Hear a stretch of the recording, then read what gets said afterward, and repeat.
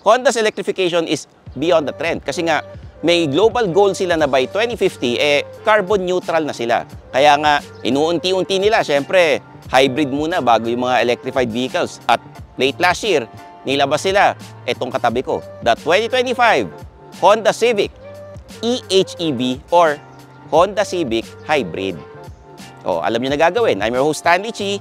Like, subscribe, bell icon. Oh, ano pa yung hintay nyo? Pindot na. Tara, let's go.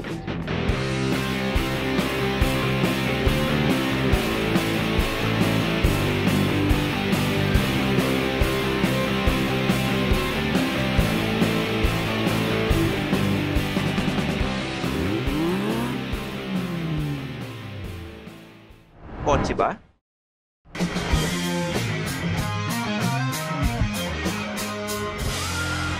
Feel kotse na. Basically, konti lang naman yung nagbago sa design nito. Itong Civic Hybrid. Kung itatabi mo sa lumang model, hindi mo papansin. Pero tumulis yung design niya at syempre, bago yung design ng 17-inch wheels. May blue logo dyan, tapos green yung plaka. Ibig sabihin nun, walang coding. Sa likod, dark na yung lens ng taillight. May rear camera and rear sensors pero walang 360 camera. Pero meron tong lane watch camera sa ride na side mirror. Ito, papakita ko rin sa inyo yung loob ha. Cargo pala. Ito. Maluwag. Tapos, mas maluwag pa yan pag tinupi yung second row. Ayan.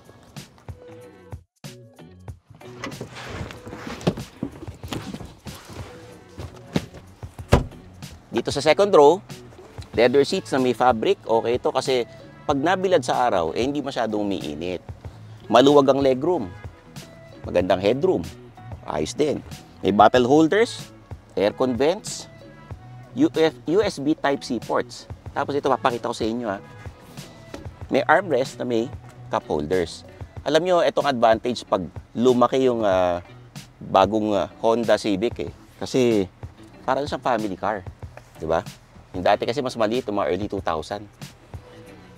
Dito sa harapan, konti ang changes. Mas dumami yung red accents natin. At ang pinaka nagbago rito ay yung interface. Hindi tayo gumagamit ng Honda interface. Google Assistant na.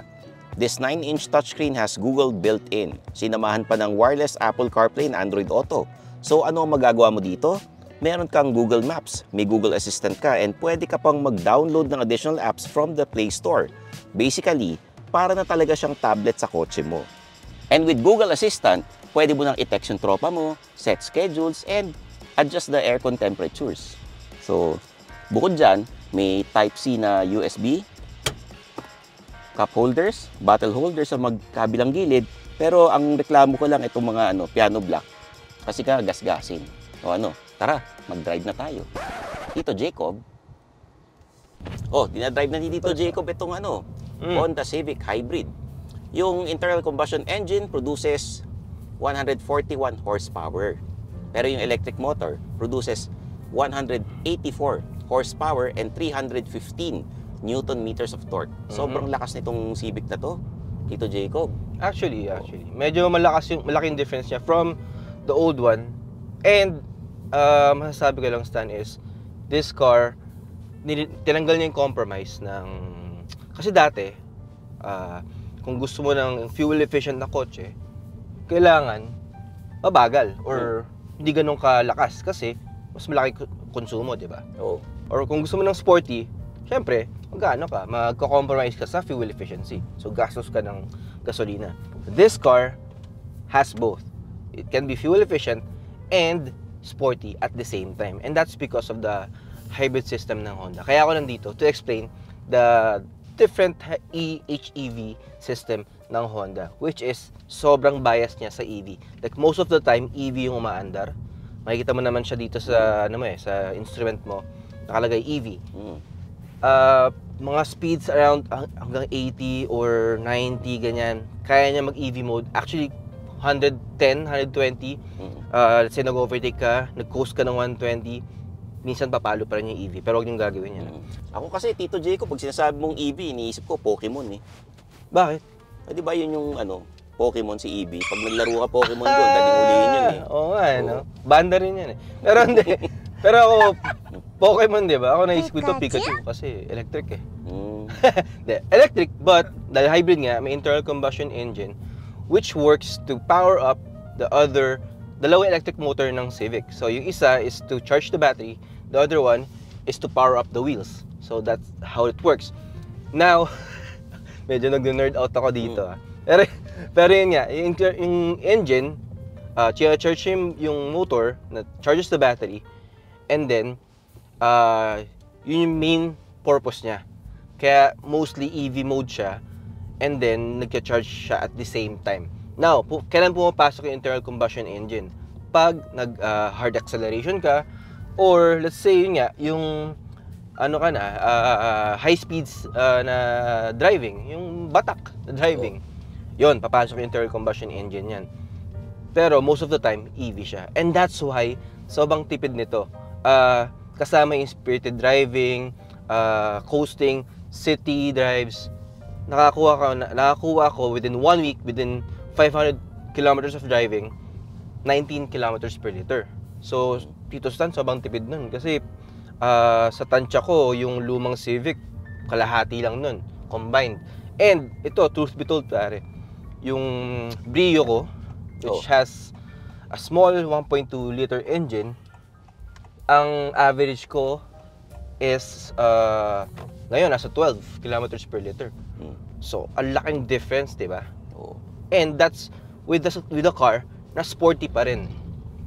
Dito sa Civic Hybrid, iba na ang function ng paddle shifters. Ina-adjust na nito ang lakas ng regenerative braking. Hindi na pwedeng mano-mano ang gear changes, pero karamihan naman sa atin, hindi ginagamit ang paddle shifters for gear changes. And if kailangan mo yung so-called engine brake, especially sa twisties, dun mo siya magagamit and it helps a lot. So Tito Jacob, in retrospect, ang sinasabi mo, pag city driving, electric ang ginagamit.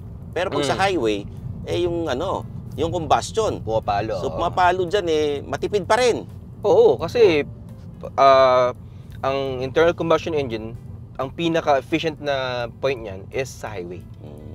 So yun, di ba? Okay. Sobrang galing nga ng sistema na yun kasi yun, na-maximize yung efficiency nitong hybrid system.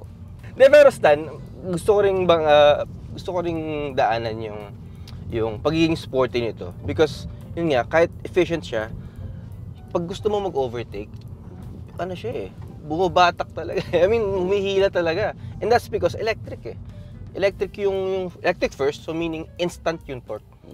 And yung tuning ng Honda sa mga suspension niya, kaya ang sarap ng handling nito kasi kahit electronic assisted yung steering mo, feel mo direct siya pag niliko mong ganyan. And yung mga roll na ganyan, pagka lumiliko ka, let's say sa highway or minimized, kasi yung tuning ng suspension. Nating sporty pero efficient. Sobrang ako na-appreciate ko yun kasi hindi mo na kailangan mag-compromise. Gusto mo sporty drive, kailangan mag-gastos. Hindi na ganun. Ngayon, pwede kang sporty, pwedeng fuel efficient. So Tito Jacob, sa opinion mo, pwede mo ba sabihin na ito na yung almost perfect car? Ang masasabi ko yun, Stan, kung fan ka ng sedan, kasi marami pa sa edad natin ngayon ang fan pa ng sedan. Pero marami na rin ang may gusto ng SUV. Kasi syempre, mas malaki, mas practical. Pero dahil fan ako ng sedan, I would say yes. It's a perfect car, especially sa mga ayaw ng compromise. Alam mo ako, ayoko na ng SUV. Pag naka-Honda ako, feeling ko malaki na ako. Alam mo bakit? Hondax. So sa mga viewers ng Phil Kotse, ang gusto lang naman sabihin ni Tito Jacob, etong sasakyan na ito, maluwag, malaki, matipid, maangas, maganda.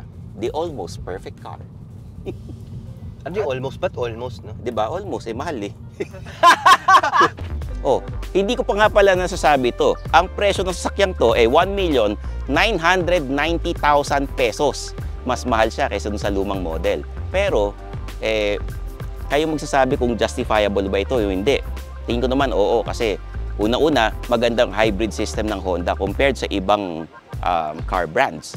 Pangalawa, poging-pogi ito kaysa dun sa lumang model.